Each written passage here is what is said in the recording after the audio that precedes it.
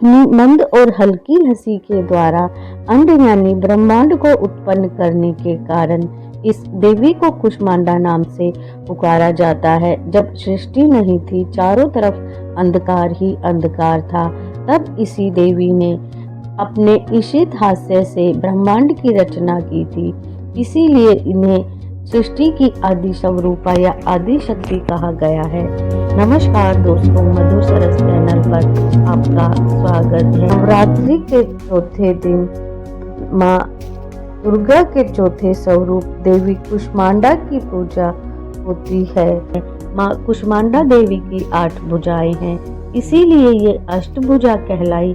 इनके 7 हाथों में कमंडल, धनुष बाण, कमल पुष्प, अमृत कलश, चक्र तथा गदा है। 8वें हाथ में सभी सिद्धियों और निधियों को देने वाली जप माला है। इस देवी का वाहन सिंह है। माँ कुष्मांडा ने अपनी मंद मंद मुस्कान की छटा बिखेर कर सृष्टि की रचना की थी। इसलिए माता को आदि स्वरूपा, आदि शक्ति कहा जाता है। माता की मुस्कान से पूरा ब्रह्मांड ज्योतिर्मय हो उठा और इसके बाद माता ने सूर्य, तारे, ग्रह और सभी आकाश गंगाओं का निर्माण किया। माता को पृथ्वी की जननी कहा जाता है। सूर्य मंडल के पास के एक लोक में माँ कुष्मांडा निवास करती हैं। पौराणिक कथाओं के अनुसार माँ कुष्मांडा का जन्म दैत्यों का संहार करने के लिए हुआ था। कुष्मांडा का अर्थ कुमड़ा होता है। कुमड़े को कुष्मांड कहा जाता है, इसलिए माँ दुर्गा के चौथे स्वरूप का नाम कुष्मांडा रखा गया। जो भक्त नवरात्रि के चौथे दिन माँ कुष्मांडा की विधि विधान से पूजा करता है, उसे बल, यश, आयु और स्वास्थ्य की प्राप्ति होती है। कहा जाता है कि कुष्मांडा को मालपुए बहुत प्रिय हैं, इसलिए नवरात्रि के चौथे दिन उन्हें मालपुओं का भोग लगाया जाता है।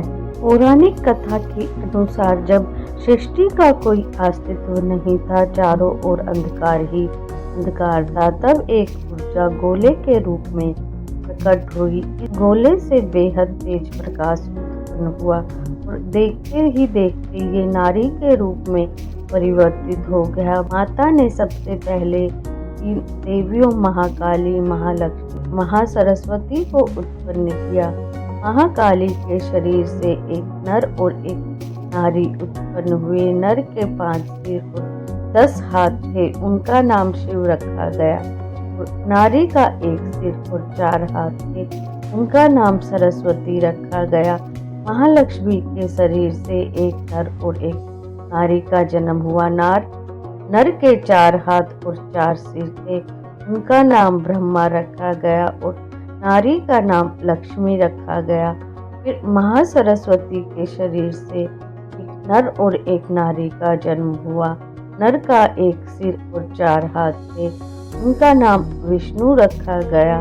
महिला का 1 सिर और 4 हाथ थे, उनका नाम शक्ति रखा गया। इसके बाद माता ने ही शिव को पत्नी के रूप में शक्ति, विष्णु को पत्नी के रूप में लक्ष्मी और ब्रह्मा को पत्नी के रूप में सरस्वती प्रदान की। ब्रह्मा को सृष्टि की रचना, विष्णु को पालन और शिव को संहार करने का जिम्मा सौंपा। इस तरह पूरे ब्रह्मांड की रचना माँ कुष्मांडा ने की। ब्रह्मांड की रचना करने की शक्ति रखने वाली माता को कुष्मांडा के नाम से जाना गया। माँ कुष्मांडा की उपासना से भक्तों के समस्त रोग शोक मिट जाते हैं। इनकी भक्ति से आयु, यश, बल और आरोग्य की वृद्धि होती है। माँ कुष्मांडा अल्प सेवा और भक्ति से प्रसन्न होने वाली हैं। यदि मनुष्य सच्चे हृदय से इनके शरणागत बन जाए तो फिर उसे अत्यंत सुगमता से परम पद की प्राप्ति हो सकती है। वीडियो को लाइक, शेयर करें, चैनल को सब्सक्राइब करें। जय माता दी।